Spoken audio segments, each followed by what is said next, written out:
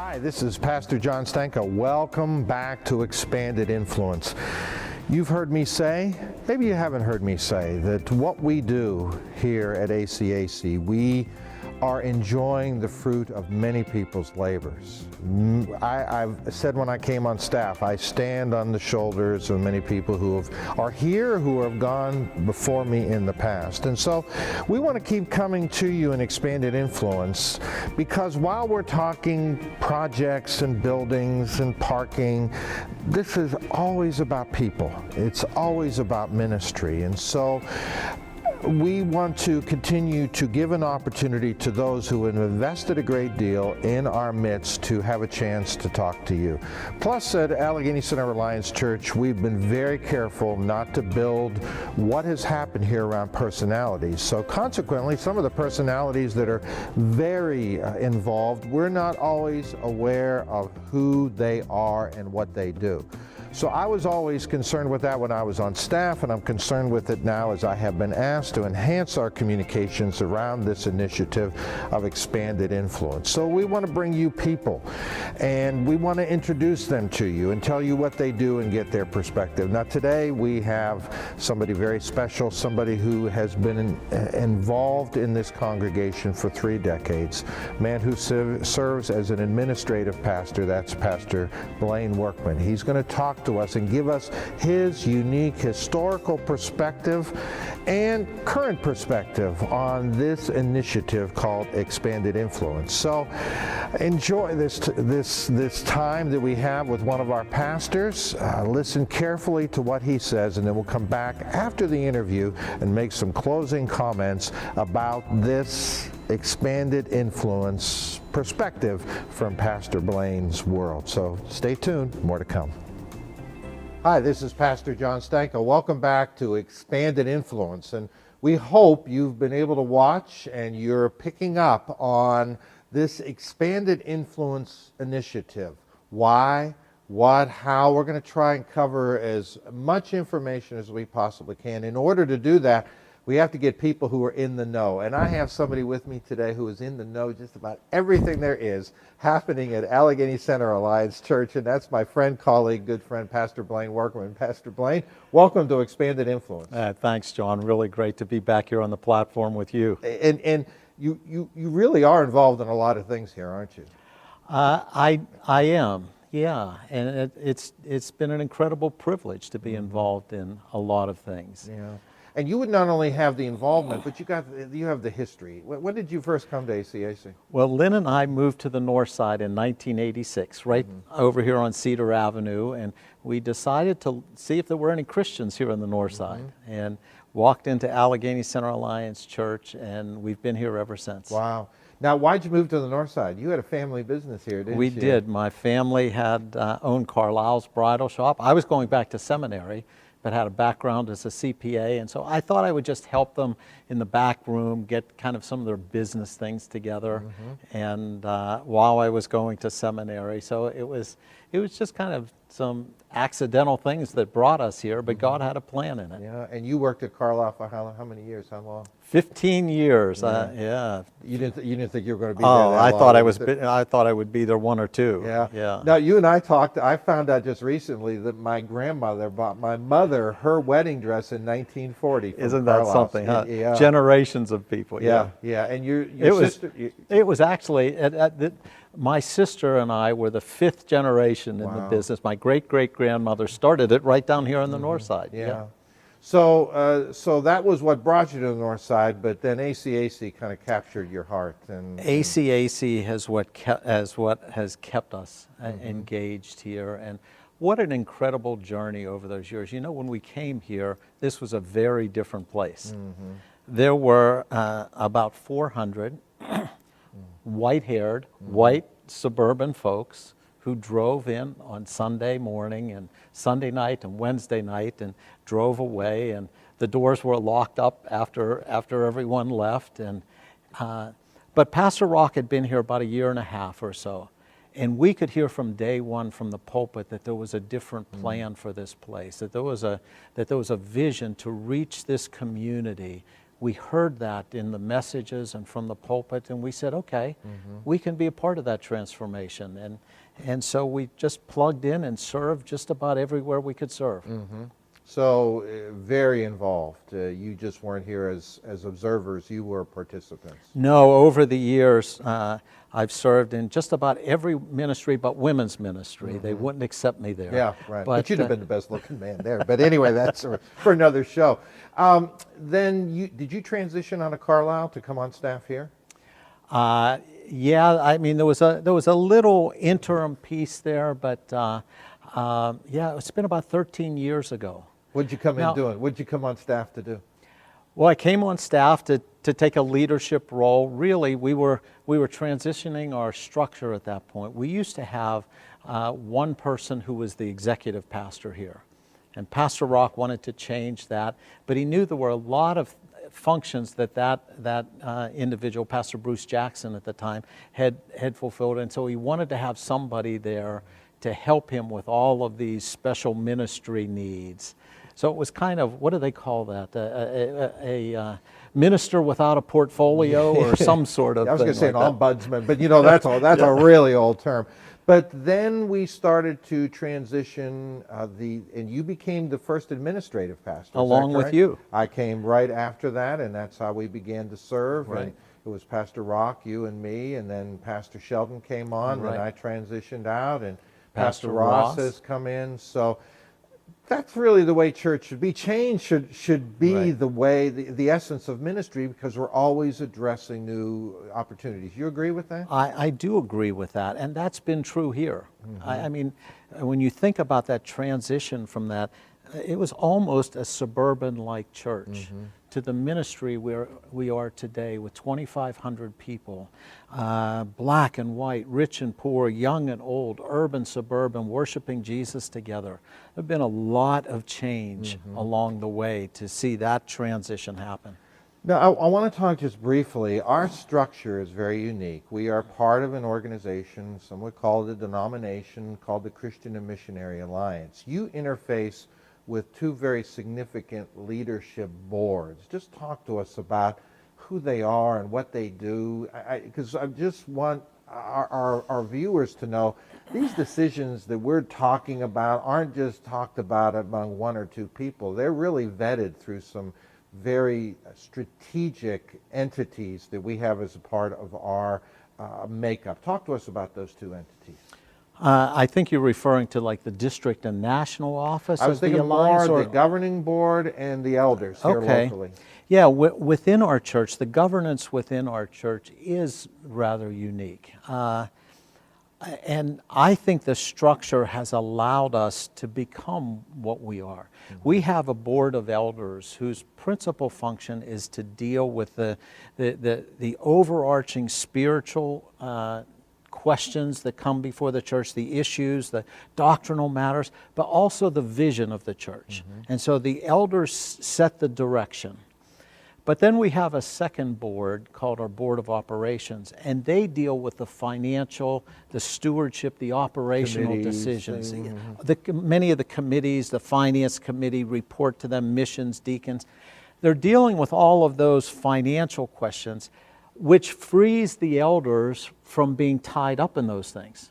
And what I've seen in other situations is if you invest all of that responsibility in one body, they tend to gravitate towards the urgent, which are those financial decisions, and you know those Color are the decisions. Carpet. That decision needs to be made today, and they lose sight of. They don't spend the quality time on vision and on the spiritual direction. So our structure really allows us to do both well. Yeah, and you interface a great deal with those entities. You're providing them the information, the vision, the things that the pastors are seeing, and then giving it to them. But Pastor Rock doesn't even attend the governing board. Right, he's very active with the elder board. Right. Again, vision, the spiritual direction, but delegates the responsibility to interface with the Board of Operations to Ross and myself. So when we talk expanded influence, this isn't a pastoral initiative. This has been discussed at those levels fairly extensively. Is that correct? Oh, well, absolutely. I think it's fair to say, listen, as Pastor Rock was praying about God's vision and the next step in the life of the church, the Lord impressed upon him the vision for expanded influence. But his first step was to vet that with staff, to vet that with the elders. This is what I sense God saying. How does that resonate with you?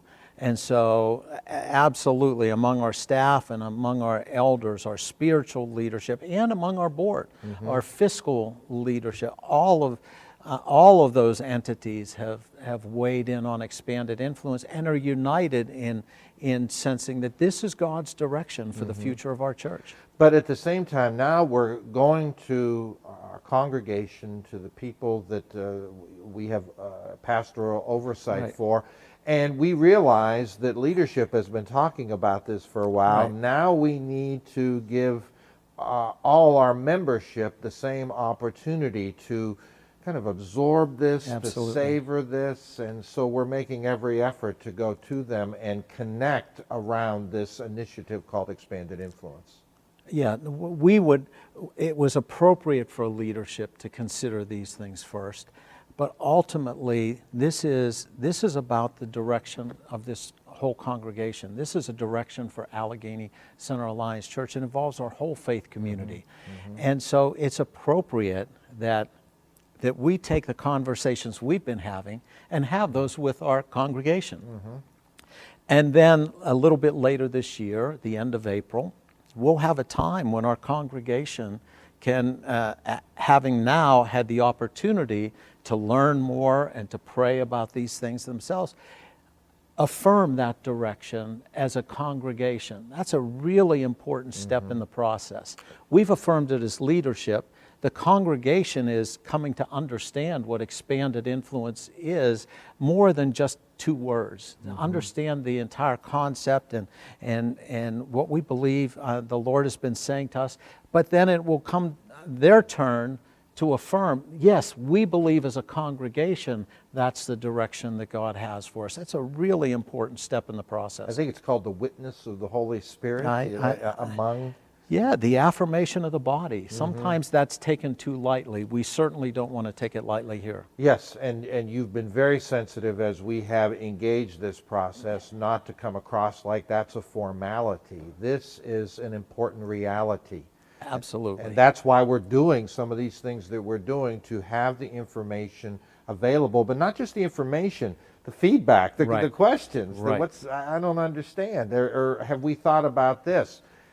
It seems like it slows the process down, but at the same time, it seems like it's just more effective in the long run. Would you agree? Well, absolutely. It's a necessary part of the process. Our congregation has to embrace expanded influence as God's vision for the future of this church if the entire endeavor is going to be successful. It can't just be Pastor Rock and a few of the leaders that embrace that vision. It really has to be embraced by the entire congregation. Yeah. Let's transition a little bit into some of the practicalities. I mean, when you mention brick and mortar and buildings, that's not always, that's not ministry, and so people have some very strong opinions about that. But we have such a unique situation here, being an urban campus, being spread out. Talk to us from your perspective about, we've talked about parking, and you're free to talk about that again, how that plays into it, but the buildings and how they tie to ministry and how you're seeing the bricks and mortar tied to the concept of expanded influence. Well, I do see the bricks and mortar as an integral part of what God will do through this congregation, not only in the next few years, but really in the next generation. And John, as you well know, we are an incredibly complex place to do ministry. We have a church of 2,500 that attend here on a weekly basis. We do that on a campus that is 3 acres in size. We have 132 parking spaces right now that we call our own. And we minister out of literally 5 different buildings. And so the complexity of doing ministry in that kind of a setting just is so much greater than your typical suburban church on 40 or 50 acres with hundreds of parking spaces and all the room that you would want. And it's always been complex. I mean, as we were growing as a church family, the amount of time that was spent by our staff just on planning who could use what space, what classroom at what time, it was just an incredible amount of our time and energy and resources went into that. And so as we've grown, what has tended to happen is we've added spaces, but not really addressed the matter of complexity. And so today, imagine you're visiting ACAC for the very first time, and you're a young couple with a family. If you Coming to the 9:50 service, let's add that in. 9:50 Okay, service. If you can find a parking space, and again, remember, you're not familiar with the campus or May say no parking, yellow line, can I park there? exactly. Parking signs are Maybe it's confusing. and so you find a parking space and you come to the church, but then you realize, well, wait a minute, our infant has to go downstairs to the nursery, but our small children have to go across the street, past the crossing guards and across the street into the office building next door, and we need to register them there. But the teenagers need to come back to the other side of the campus to our Whiteside building, and by the time the parents come to the worship service, the message is half over. They need a nap, yeah. Yeah, and they've registered in 3 different places, and it's incredibly complex. And so one of the issues that we're really trying to resolve with the brick and mortar is to simplify that process. We don't want to put roadblocks up in front of people that are coming here to visit. We want to make that first visit an enjoyable experience, an understandable experience, so that people can actually come in here and enjoy the worship service, and it all makes sense. And our campus is really hard for new people to make sense of right now. And when you add to that the fact that many of our spaces, the entire Whiteside building, for instance, where the students meet, none of that's handicapped accessible. Right. And it's 3 stories. And it's 3 stories, and so. And I fell down the steps a couple of weeks ago. I missed the last step. Well, let me tell you, if you fall down those steps, you're probably not going to be here for long. Right. I mean, you roll out into East Ohio Street. Exactly. Yeah. So making our ministry spaces accessible, making them usable for multiple uses, just being better stewards of the physical resources that God has for us here. It's a big part of what the brick and mortar piece is all about. Yeah. I mean, there is some comfort level involved, but that's only a part of it. It's really to make it easier for people to connect here. And it's not just even the visitors, even sometimes those who come regularly. I don't know, where am I going to park? What am I going to... There are just a lot of variables that if they're not feeling up to it for whatever reason, they may come and miss a really spiritual experience with the message, with the worship, their children, whatever the case. So this is really about ministry, isn't it? It absolutely is about ministry. It's about facilitating ministry, and buildings are just a tool to do ministry. And at this point, our buildings are, listen, we're grateful for this tool. Sure. But they can present serious obstacles and roadblocks to doing effective ministry.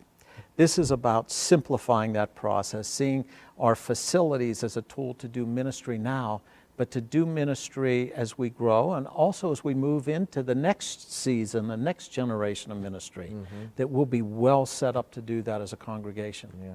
Talk specifics. So, I mean, we've seen some sketches in the bulletin, and I know we're going to be hearing more about that, but what are we talking about? If all things keep going forward, I've heard the word hub, and we've talked about parking. Talk to us about that. Well, listen, some really exciting things. You mentioned the parking piece. That is really a miracle. I mean, it's a critical resource for us to do ministry on this location, and the parking in the community is becoming much more difficult to access.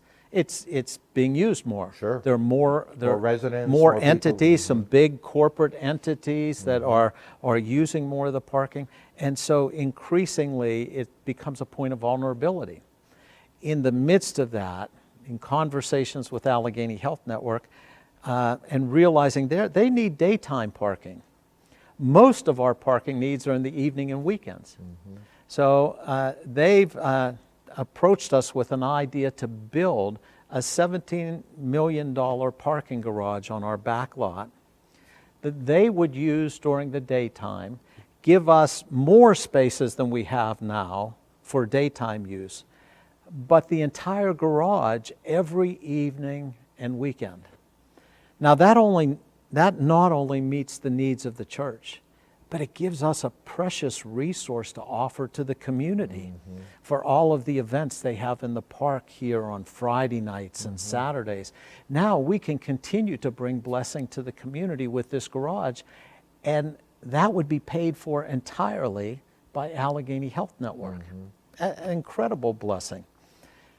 A big second piece of the brick and mortar is the hub building. And the hub building would be constructed in what people would recognize as our visitors parking lot, kind of between all of our buildings. And as the name implies, the hub building would connect all of our buildings, would provide handicapped access to all of our buildings, elevator access to all of our buildings, but would also become the prime space for our children's ministry, which we will have to move from our spaces, the wonderful blessing we have in 4 Allegheny Center. That will be short-lived. We've been told that we have to move that space, but the master tenant there has been very gracious to us in allowing us time to make that happen. And so the hub would also become the new home for our children's ministry. And now you're that new family that's visiting for the very first time. Will you park back in our back lot under cover in the garage, walk under roof into a main lobby of the hub building, and from the hub building you could see and understand where every member of the family is going to be ministered to, where the children and infants go, and all of a sudden we go from being the most complex church in the area to actually a very simple, understandable church. Still some effort involved to get, from... Absolutely. It's not, but it's just a lot simpler. Much simpler. We take those obstacles and remove many of them so that people can come here and feel like I can understand this place rather quickly. And so that'll be an incredible blessing. Now, there's a third element that will fall into the brick and mortar piece, and that really involves worship space. And you're here regularly in some of our middle hours, the 9:50 and 11:15 hour, and they can be very full and difficult. It's difficult to find a place, and so that's another area that we know that we need to address. Probably third in the priority list, but no less important. Yeah, and Blaine, I know, and I'm not sure our viewers know, how much ministry really goes on here. We're probably aware of the weekends, but these buildings open up 7 or 8 in the morning, and they go till 10 o'clock at night. Well, they do. And listen, our buildings are used so much more than typical church buildings, even now. The utilization throughout the daytime for not just ministries of the church, but ministry to the community. Oh, exactly. And outreach to the community. Urban Impact on a couple of nights fills our spaces, reaching out to neighborhood children and youth. And so, yeah, in terms of the stewardship of our buildings now, we use them much, much more than the average church. But we think we can do better than that.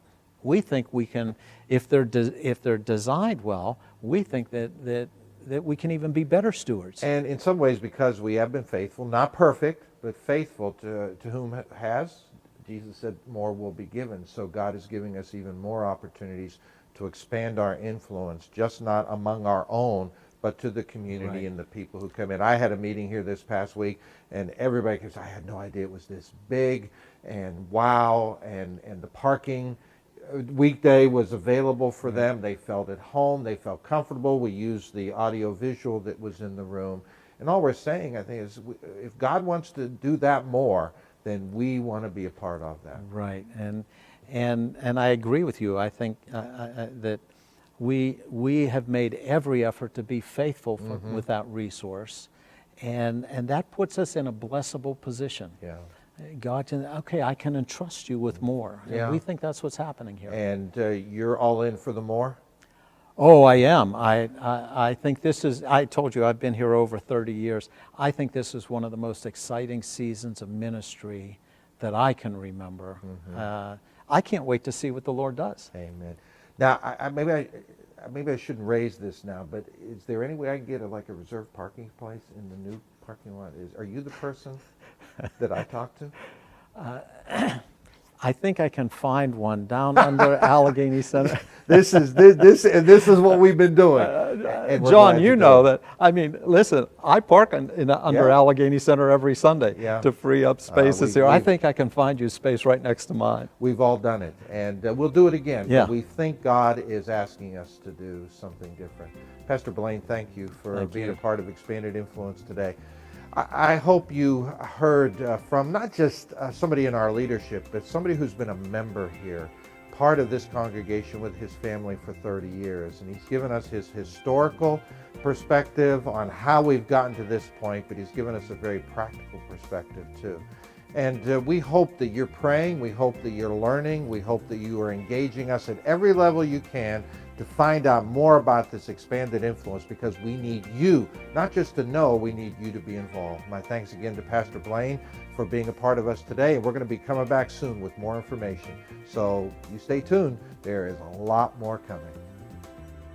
I hope you enjoyed our time with Pastor Blaine. He always makes me smile. He so enjoys what he's doing and really has a wonderful pastor's heart. And I hope that came through as we were talking, and you could hear his desire to touch more lives. And part of us being able to do that is through the Expanded Influence Initiative.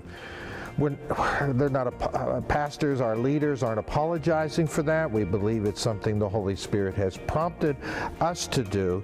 But as I have said in other venues, God doesn't have to invite all of us to do that. God works through leadership and asks us, requires us to respond to that leadership. Now, the beauty of our leadership is they are deliberate, they are slow, and they are taking their time to make sure you understand that I understand what we believe the Holy Spirit is saying to us as a people. So I want to thank again Pastor Blaine, his family, for the sacrifices that they have made. He has a wonderful family. And I want to thank you for the sacrifices that you make. And we're going to be coming to you and asking you to make more sacrifices, more commitment, because as Pastor Blaine said, what we're talking about here is positioning Allegheny Center Alliance Church to be used by God, should it be His pleasure, in the next generation. And we want to be able to do it in a way that is consistent with our values as a people. So we're going to now start to transition in some future videos more on how we're going to do this, what we're going to be doing, but right now we just want to continue to make sure you understand why we're doing it. So again, if you have any questions, drop me an email, john.stanko@acac.net. Grab us at one of the services, between services, ask your question, get your answers, because God is speaking to us as a people about expanded influence. And it's not just a few people have to be involved, it's many of us that have to be involved. So this is Pastor John Stanko signing off again for this week. We'll be back again soon, providing more information for you about expanded influence. Until then, so long for now.